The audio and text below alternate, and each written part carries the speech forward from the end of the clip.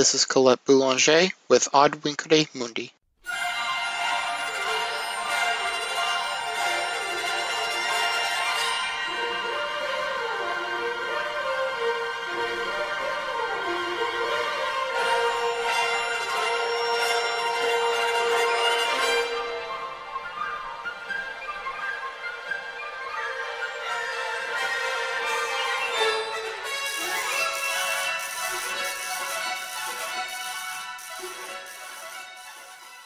Welcome to the first episode of Ad Vincere Mundi, a podcast about classical studies from a historical materialist perspective. I am Colette, and even though it is only about 7 a.m. on this looking to be gorgeous morning in Washington State, I am drinking a Washington Gold Cider. It is insanely delicious and from gorgeous Chelan County. It was the cider available at Walmart and 1 in the morning when I do my grocery shopping, and I do not regret this purchase in the least. So for our first episode, we're going to be looking at what historical materialism is, what dialectical materialism is, and then I will be looking at one of the most egregious and poisonous myths about the field, that of classical history as white history. So Ad Vincere Mundi is the newest member of the Union of Soviet Socialist Podcasts, along with our fraternal brethren, the Proles of the Round Table, Proles of the Book Club, which is a reading group on the Discord that decided to make a podcast out of our reading sessions to give people a chance at handling things like editing and audio skills and whatnot. There's also Proles of the Minion, which is focused on Jewish issues from a Marxist-Leninist perspective. There's Bands of Turtle Island, which is indigenous issues from a Marxist-Leninist perspective. There's Proles of the Game Table, which was a patron-only exclusive, but has since been upgraded to a full member of the USSP, and there is Tolerant Left, which is kind of our current issues podcast, and now there's me, which is super exciting. So how AVM is going to work is episodes will not be published entirely chronologically, so I'm not going to start like 2,500 years before the Common Era and then work my way towards, the First Crusade. There's going to be a lot of chronological jumping around, but episodes will be presented within smaller historical arcs, and those arcs will be presented chronologically. So this episode is not only the first episode of AVM, it is also the first episode in the How I Learned to Stop Worrying and Love Histomat arc, which covers the history of classics as a discipline of history.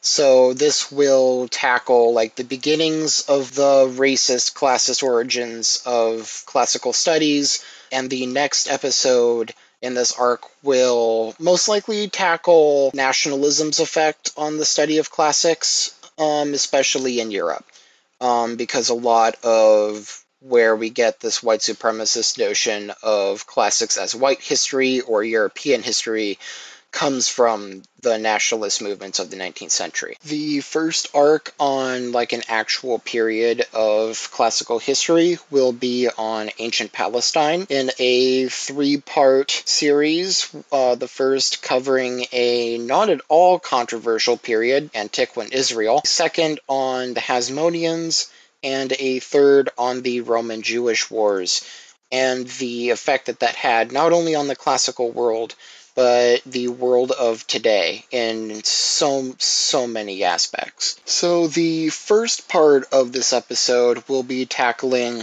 what is dialectical materialism, what is historical materialism. This podcast analyzes classical history from a historical materialist perspective. So in order to do that, we need to establish our rule book, our framework by which we're going to conduct that study. So for that, we need to turn to Dialectical and Historical Materialism by one Joseph Stalin. This is going to be a controversial choice for people who aren't well-versed in Marxist-Leninist theory, but he explains it so succinctly and straightforward that it's just a natural choice for explaining these concepts as concisely as possible.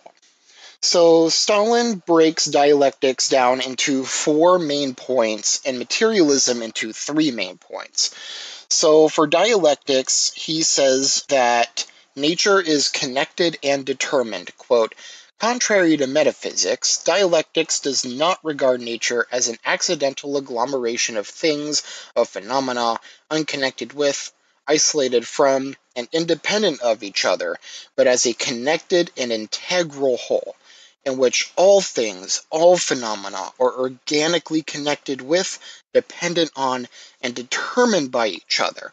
The dialectical method therefore holds that no phenomenon in nature can be understood if taken by itself, isolated from surrounding phenomena, inasmuch as any phenomenon in any realm of nature may become meaningless to us if it is not considered in connection with the surrounding conditions, but divorced from them, and that, vice versa, any phenomenon can be understood and explained if considered in its inseparable connection with surrounding phenomena as one conditioned by surrounding phenomena. End quote. So that kind of run-on sentence basically says that everything in the world, everything part of the natural world, which will be addressed when we get to materialism, is connected and always influencing each other. That second part will actually be our next point. But nothing is in isolation. Nothing happens accidentally. And that is probably one of the most key points of this entire text. That you can't look at something just by itself. Nothing develops entirely in isolation. It's always influenced and being shaped by the things around it. Everything is connected, which means that everything is constantly influencing each other, taking things away, giving things back. It's so fundamental to an analysis that is material in basis. His second point is nature is a state of continuous motion and change. Quote, contrary to metaphysics, dialectics holds that nature is not a state of rest and immobility, stagnation and immutability, but a state of continuous movement and change, of continuous renewal and development, where something is always arising and developing, and something always disintegrating and dying away. So this flows in nicely to our previous statement. Not only is everything connected, but when there's a reaction, there's an equal and opposite reaction. Nothing is permanently stable. Nothing ever is the same forever. Nature is always changing. His third point is natural quantitative change leads to qualitative change. Quote, contrary to metaphysics, dialectics does not regard the process of development as a simple process of growth, where quantitative changes do not lead to qualitative changes, but as a development which passes from insignificant, imperceptible quantitative changes to open fundamental changes to qualitative changes. A development in which the qualitative changes occur not gradually, but rapidly and abruptly. Taking the form of a leap from one state to another, they occur not accidentally, but as the natural result of an accumulation of imperceptible and gradual quantitative changes. And his fourth point is contradictions are inherent in nature. Quote, contrary to metaphysics, dialectics holds that internal contradictions are inherent in all things and phenomena of nature, for they all have their negative and positive sides, a past and a future, something dying away and something developing, and that the struggle between these opposites, the struggle between the old and the new, between that which is dying away and that which is being born, between that which is disappearing and that which is developing, constitutes the internal content of the process of development, the internal content of the transformation of quantitative changes into qualitative changes. So Stalin here is saying that contradictions are inherent in the world that we live in. There's always a negative and a positive side. This plank of dialectics will actually be expanded on by Mao in his absolutely seminal and incredibly important work on contradiction. There's always a struggle. There's always things that are influencing each other in non-antagonistic contradictions and things that are pitted against each other in antagonistic contradictions. and that understanding this is critical to the understanding of nature as a constantly changing whole. The next section of dialectical and historical materialism tackles materialism. And Stalin has three main points as to what makes up materialism. The first is that it's, materialist. Quote, contrary to idealism, which regards the world as the embodiment of an absolute idea, a universal spirit, or consciousness, Marx's philosophical materialism holds that the world is by its very nature material, that the multifold phenomena of the world constitute different forms of matter in motion, that interconnection and interdependence of phenomena as established by the dialectical method are a law of development of moving matter, and that the world develops in accordance with the laws of movement of matter and stands in no need of a universal spirit. So basically, it follows the laws and rules of science. The next point is an objective reality, and this is incredibly important. Quote, contrary to idealism, which asserts that only our consciousness really exists, and that the material world being nature exists only in our consciousness, sensations, ideas, and perceptions, the Marxist philosophical materialism holds that matter, nature, being is an objective reality, existing outside and independent of our consciousness, that matter is primary, since it is the source of sensations, ideas, consciousness, and that consciousness is secondary, derivative, since it is a reflection of matter, a reflection of being. That thought is a product of matter, which in its development has reached a high degree of perfection, namely of the brain, and the brain is the organ of thought, and that therefore one cannot separate thought from matter without committing a grave error. End quote. Here, Stalin is saying that there exists a world that is completely real. This sounds kind of ridiculous because one would normally think, well, yeah, there is a world. It's made up of atoms, it's made up of minerals, it's made up of things that we know exist. But idealism holds that really our ideas are the foundation of reality rather than necessarily an objective material existence. So what Stalin is saying here is that Marxism, in its philosophical materialism, says that nature comes first. Our thoughts and processes and ideas come from nature, come from our consciousness being influenced by the world around us rather than the other way around. And this is the core of materialism as a philosophical idea, as a framework of seeing the world. And his third plank of materialism is the world and its laws are knowable. Quote, contrary to idealism, which denies the possibility of knowing the world and its laws, which does not believe in the authenticity of our knowledge, does not recognize objective truth, and holds that the world is full of things in themselves that can never be known to science, Marxist philosophical materialism holds that the world and its laws are fully knowable, that our knowledge of the laws of nature, tested by experiment and practice, is authentic knowledge having the validity of objective truth, and that there are no things in the world which are unknowable, but only things which are as yet not known, which will be disclosed and made known by the efforts of science and practice. End quote. So Stalin is really rooting materialism in this in science, basically, that this is a scientific approach, that socialism is a science, which Friedrich Engels himself elucidated in Socialism, Utopian, and Scientific. For that, I would suggest going to Red Menace, a podcast done by Brett O'Shea of Rev Left Radio, and Alison Escalante, and they break down these works of theory, and they have a great episode on Socialism, Utopian, and Scientific that I will link in the show notes. But here, Stalin is really, really rooting materialism in this scientific approach to reality, that we're only going to be able to know about the world through experimentation and practice. And that's core to not just socialism, but a materialist understanding of the world. So now we move on to understanding historical materialism. So historical materialism is the application of dialectical materialism, which we just talked about, to the forces of, quote, history. Here, Stalin identifies the chief determining force of societal progress.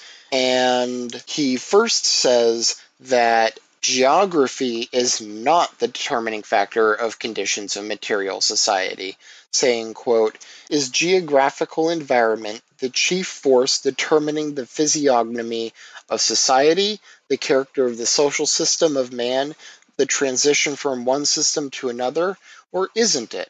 Historical materialism answers this question in the negative.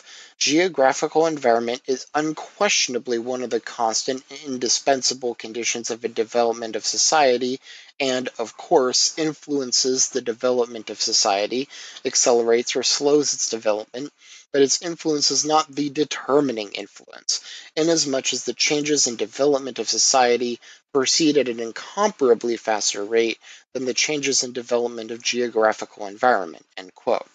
I bring this up because this idea of society being determined by geographical location is one that's really popular with a certain brand of anthropologist, namely Jared Diamond, in his book Guns, Germs, and Steel, where he outlines this theory that history has happened the way it has happened because of geography. The problem with this is that using that as an explanation for colonialism and for the enslavement and brutal oppression of non-European peoples by European powers is not only not historically accurate, and as we will analyze somewhat in this episode and definitely in later episodes, is completely ahistorical, it's also incredibly racist. That people in the Americas and Africa and Asia and Australia just happened to be colonized because of bad luck. That they were just destined to be colonized because geography said so. I bring that up because that's an incredibly important thing that needs to be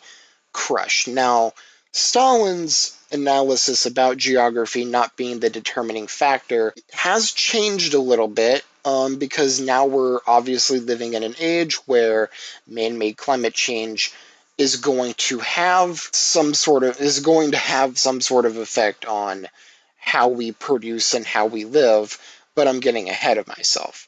Instead, Stalin determines the chief determining force with, quote, "What then is the chief force in the complex of conditions of material life of society which determines the physiognomy of society, the character of the social system, the development of society from one system to another?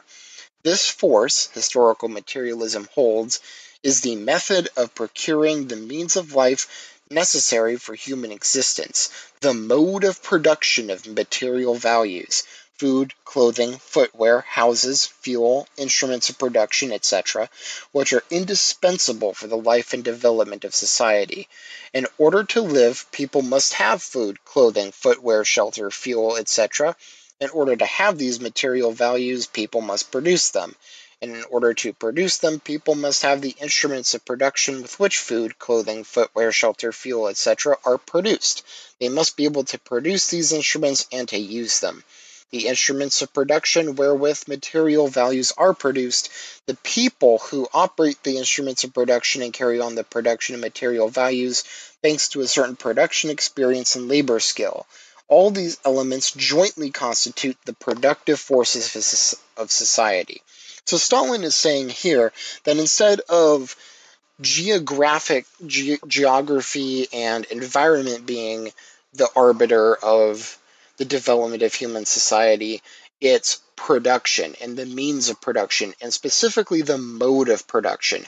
How are things produced? How are the means of life necessary for human existence produced? Who produces them? What is being produced? And he then breaks this down into three features of production. The first feature of production is, quote, that it never stays at one point for a long time and is always in a state of change and development, and that, furthermore, changes in the mode of production inevitably call forth changes in the whole social system, social ideas, political views, and political institutions. They call forth the reconstruction of the whole social and political order. At different stages of development, people make use of different modes of production, or, to put it more crudely, lead different manners of life. In the primitive commune, there is one mode of production. Under slavery, there is another mode of production. Under feudalism, a third mode of production, and so on. And correspondingly, men's social system, the spiritual life of men, their views and political institutions also vary, end quote. So Stalin is saying that the first feature of a mode of production is that it doesn't really stay static for a long period of time. This is perfectly in line with what we were talking about earlier, that things are never static and unchanging. Everything is always constantly changing, whether we're able to perceive it or not.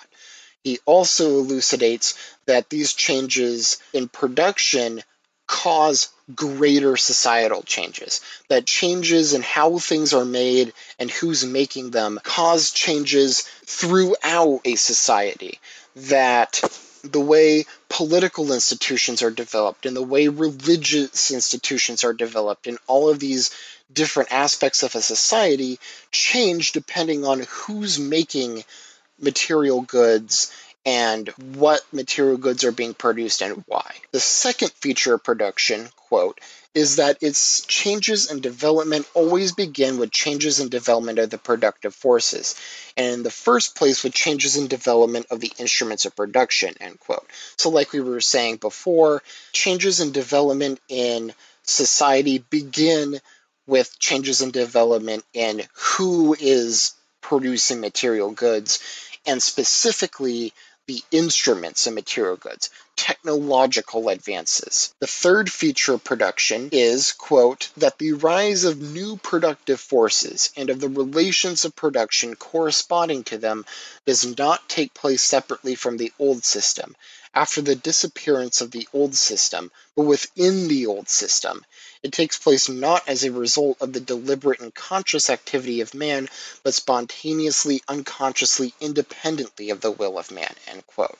So the third feature of a mode of production is that technological changes aren't planned out. A society in an ancient mode of production is not going to consciously choose, now we're going to move to a slave or feudal mode of production.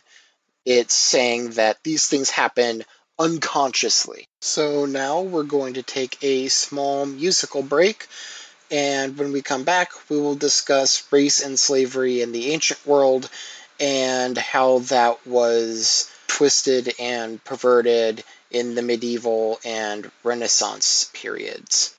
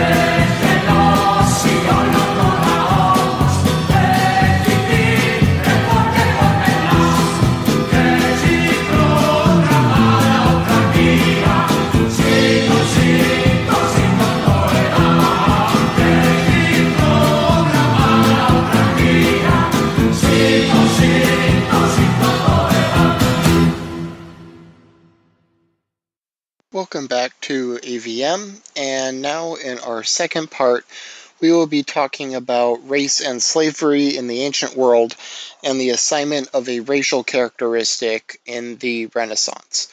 So I'm going to open this section with a passage from de Sequoi's seminal work, The Class Struggle in the Ancient Greek World.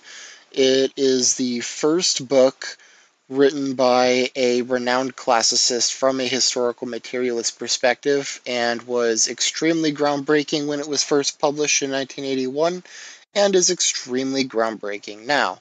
The passage I'm about to read concerns the Platonic and Aristotelian idea of natural slavery and how that idea was quickly adapted by the early colonial powers to justify enslavement of African and First Nation American peoples. I begin with two kindred themes, the distinction between Greek and barbarian and the ideology of slavery. Early in Greek history, we encounter the dichotomy of the human race into Hellenes and Barbari, strictly Greeks and non-Greeks, but I shall sometimes use the term barbarian as the translation of the corresponding Greek and Latin words, as it is so convenient in practice, if often technically incorrect. Plato, like the vast majority of his contemporaries, took it for granted that it was right and proper for Greeks to enslave barbarians, whom he called their natural enemies.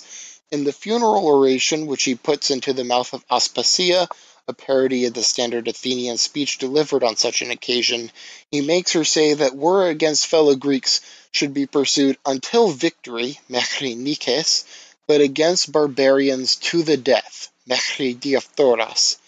He also believed that all those whom he describes as wallowing in great ignorance and baseness ought to be reduced to a condition of douleia, the standard Greek word for slavery, which in this context may mean either that or merely complete political subjugation. Those who are not inhabited by divine wisdom, he thought, are actually better off when controlled by those who are, as he says in Book 9 of the Republic. As Vlastos demonstrated more than 30 years ago in a brilliant article, slavery exercised a profound influence on some of Plato's basic philosophical concepts.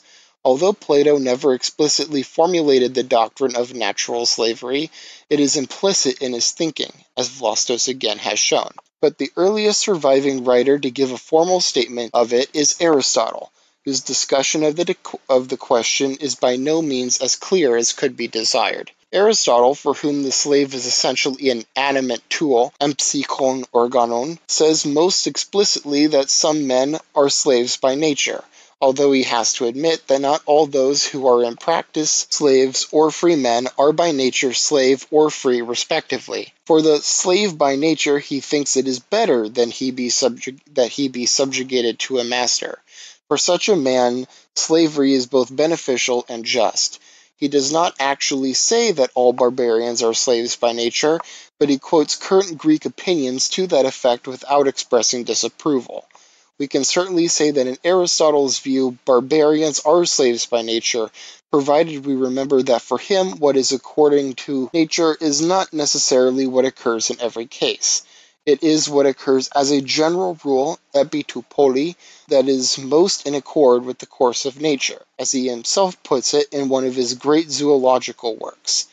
And in Book 7 of the Politics, after prescribing for the lands of the Greek proprietors in his ideal state to be tilled by slaves, who are evidently conceived as barbarians, he goes on to suggest as an inferior alternative the use of barbarian periki, that is to say, men who would not be actual slaves, although they might be what I have called serfs, but who would certainly not enjoy any of the rights of citizenship in his polis. The essence of the views held by Plato and Aristotle on natural slavery was nicely expressed, more vividly than by either of them, in a book by the Virginia slave owner George Fitzhugh, published in 1854.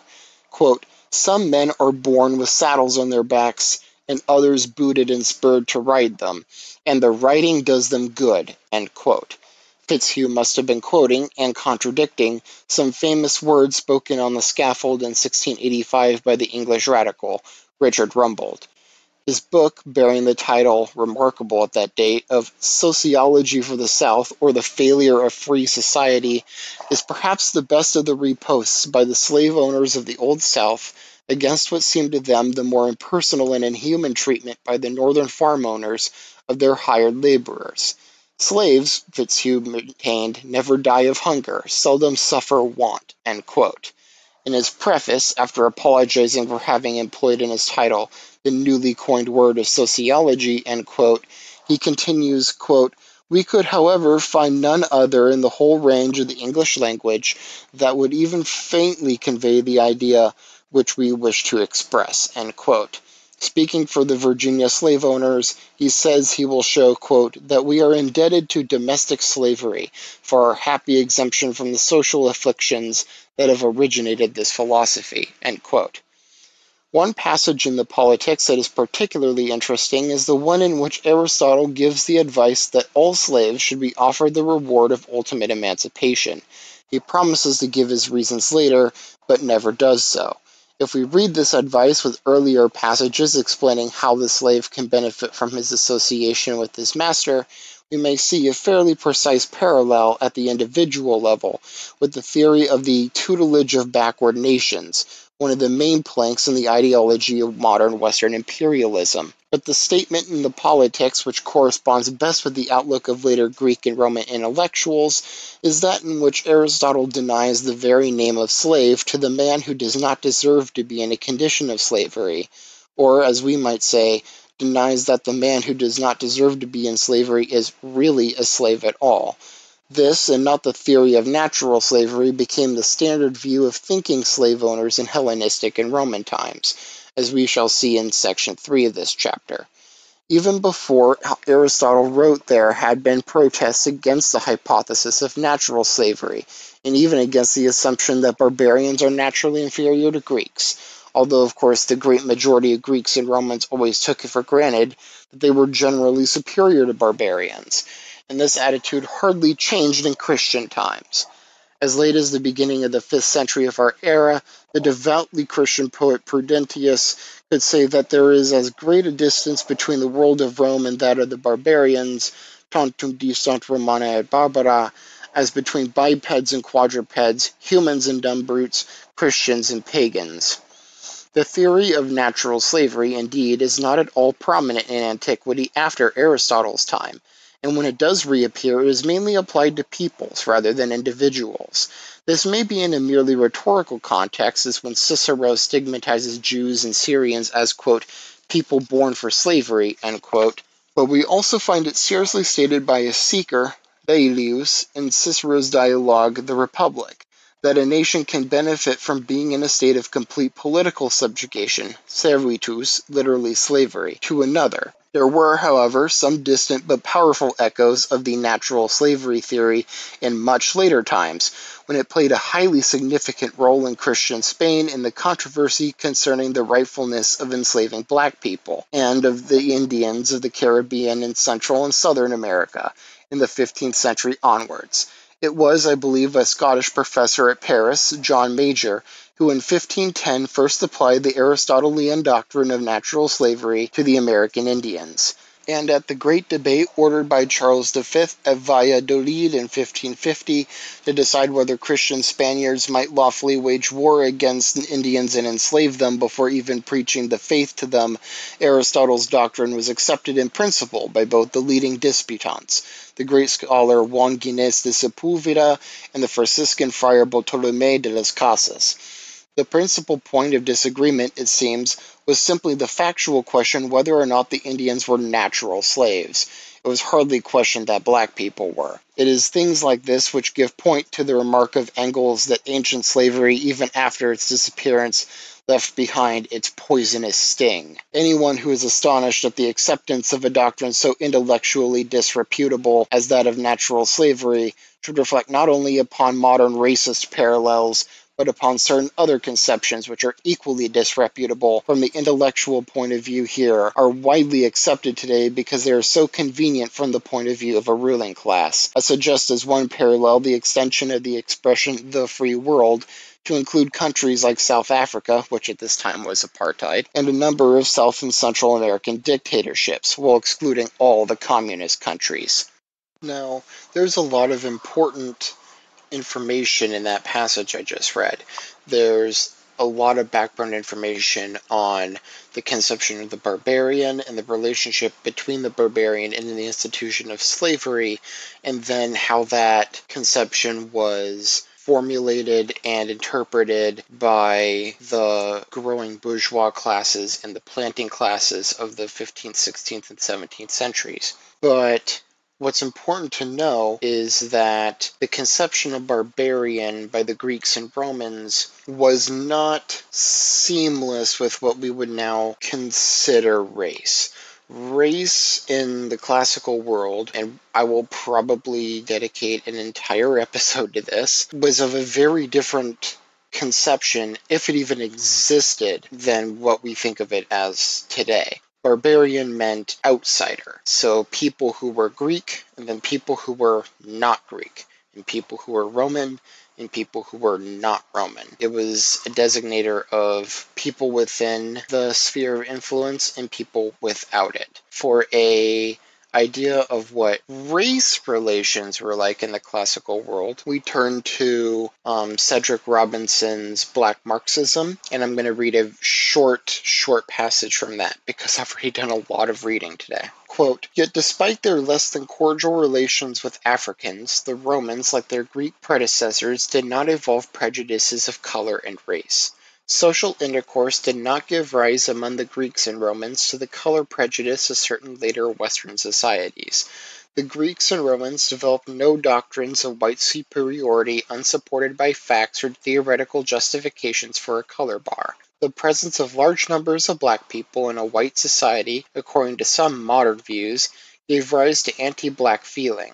Ethiopians were far from rare sights in the Greco-Roman, particularly the Roman world. Yet the intense color prejudice of the modern world was lacking. Although it is impossible to estimate the black element in the classical world in terms of precise statistics, it is obvious that the black population in Greece and Italy was larger than has been generally realized. However, as Rome collapsed and Europe developed insularly by the 11th and 12th centuries, a lot of that knowledge became lost. So by the time the Renaissance rolls around, the stage is set for the most ambitious project of historical revisionism the world had ever seen up to this point, and arguably hasn't seen since.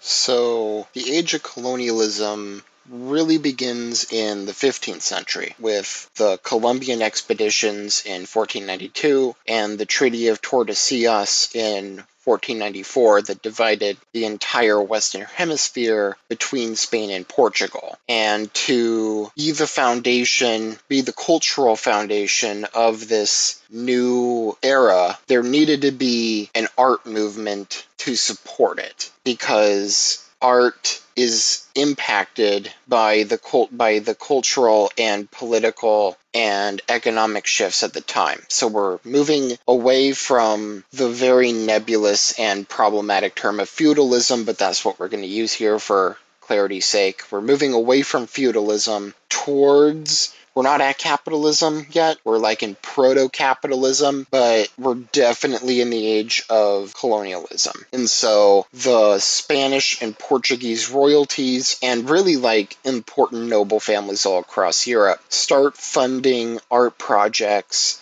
to create a narrative, however false it was, to support these new actions. So they could take advantage of the large disappearances of Hellenic and Roman writings about Africa that had disappeared after the collapse of the Western Roman Empire and had passed largely into legend by the medieval period, at least in Europe, to reconstruct a completely falsified history that supported colonialism and proto-capitalism and proto-imperialism in Africa and the Western Hemisphere. So there's a couple of ways they carried this out. One was in the realm of art, they undertook a campaign of whitewashing. So art in the Renaissance in general, up until pretty much still going on today, art was largely the domain of wealthy patrons. Art was seen as something that was in the domain of the wealthy, of the ruling classes,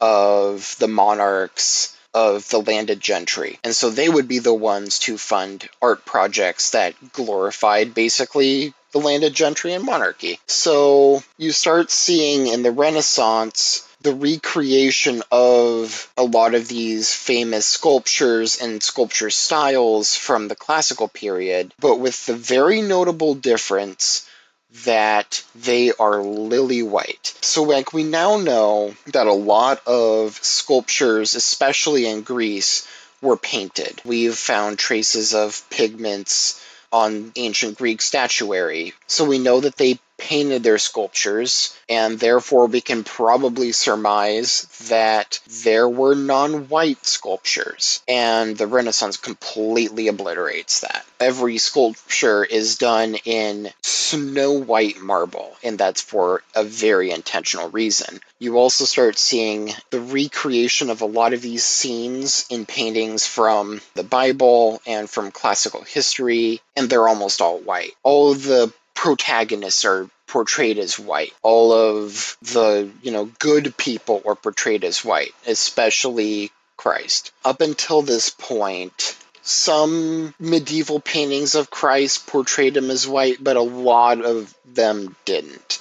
On a lot of paintings, Christ is painted as, at the very least, a very deep tan, and at the, or just outright brown. But in the Renaissance, you start seeing this heavy wrenching towards portraying Jesus and the apostles and Paul and all these extremely important figures from early Christianity who were not from places that would have made them lily white were being painted as lily white. This is the part where we also start seeing the construction of a very deliberate view of the classical world that really gets carried into the 19th century when classicism takes off as its own discipline of history, and that is the ruling classes of the European Renaissance upholding the narratives of Hellenic and Roman upper classes as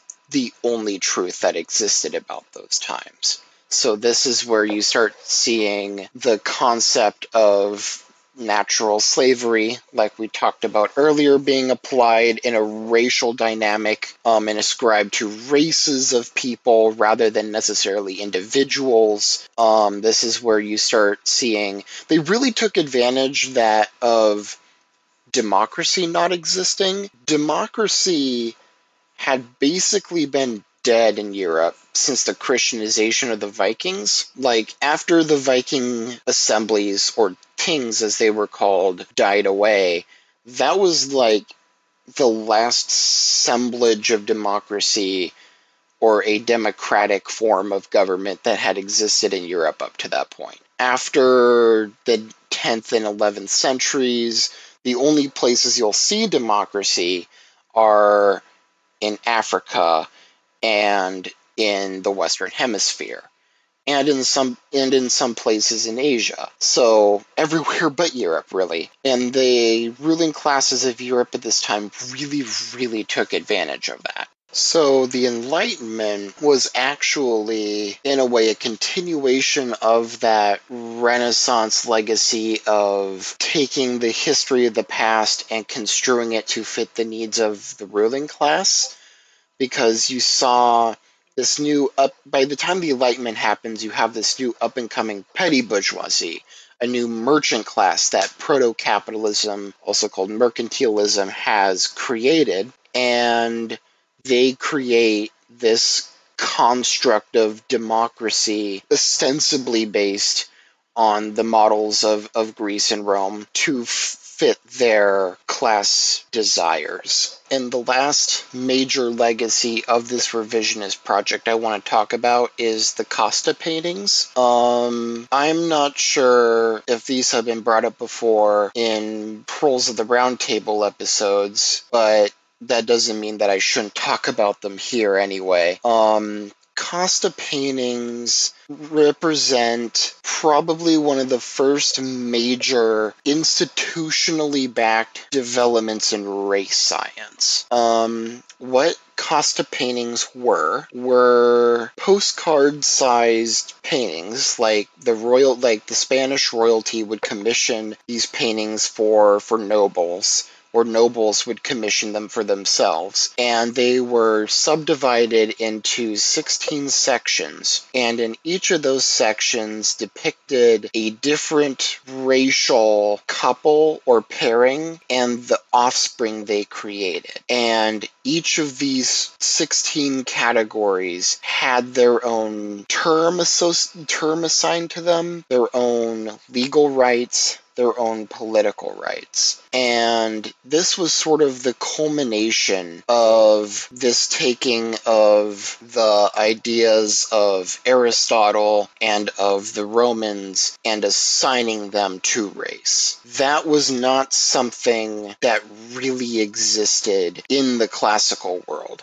That was something that was adapted by the gentry and the monarchies of Renaissance-era Europe to justify the enslavement and massacring and genocide of Black and indigenous peoples everywhere west of Spain.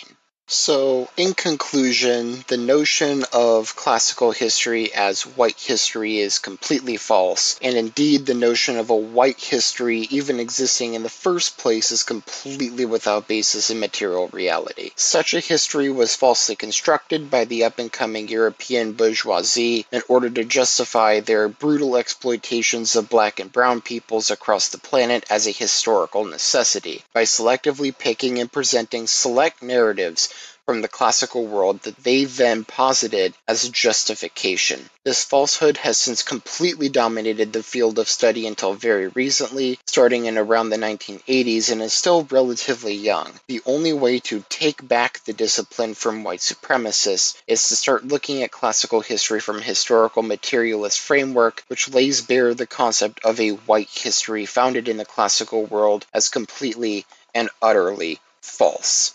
So at this point, I would like to thank you for listening to the first episode of Ad Vincere Mundi.